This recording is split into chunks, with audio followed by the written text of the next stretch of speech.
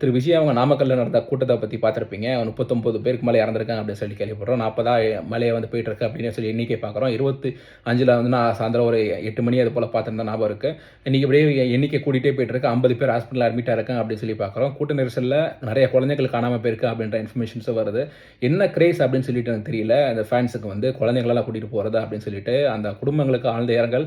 ஆனால் வந்து இந்த விஜய் அவங்கன்னு மட்டும் கிடையாது, எந்த திரு ரஜினிகாந்த் அவங்களா இருக்கட்டும், எந்த ஆக்டராக இருக்கட்டும், எதுக்காக நீ வந்து ஒரு குழந்தைய கூட்டிகிட்டு அவர் ஒரு கூட்ட நெரிசலில் போயிட்டு பார்த்தே ஆகணும் அப்படின்னு சொல்லிட்டு என்ன இது அப்படின்னு சொல்லிட்டு தெரியல.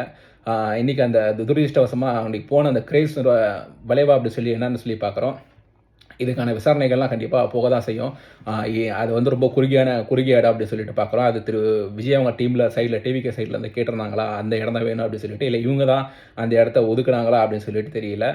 அது ஆக்சுவலாக வந்து ஏற்கனவே திரு விஜய் அவங்களோட பொலிட்டிக்கல் கரியரே க்ளோஸ் ஆகிருக்க வேண்டியது. அது எந்த இடத்துல அப்படின்னு சொல்லி பார்த்தீங்கன்னா, ஒரு மரக்கம்பி, ஒரு கொடி கம்பி வந்து 100 அடி கொடி கம்பி வந்து 50 அடி 100 அடி கொடி கம்பி ஒரு இனோவா காரில் போய் விழுந்துருது. அந்த காருக்கான காம்பன்சேஷன் கொடுத்துட்டாங்க. வேறு ஏதோ கார் கொடுத்துட்டாங்க. அது அவரோட பழைய காரு ஆக்சுவலாக அதுக்கு அடுத்த மாடலே வந்து கொடுத்துட்டாங்க அப்படின்னு சொல்லி கேள்விப்படுறோம்.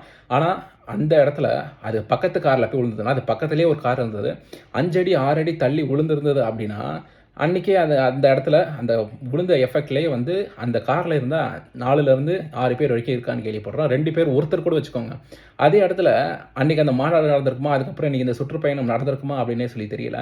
ஆக்சுவலாக எனக்கு இது புரிய மாட்டேங்குதுங்க. என்ன கிரேஸு அந்த இடத்துல 60,000 பேர் கூடியிருக்காங்க அப்படின்னு சொல்லி சொல்கிறாங்க.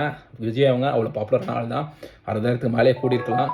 என்ன அந்த ஒரு கிரேஸ் அப்படின்னு சொல்லிட்டு தெரியல. அந்த ஆழ்ந்த இரங்கல்கள்.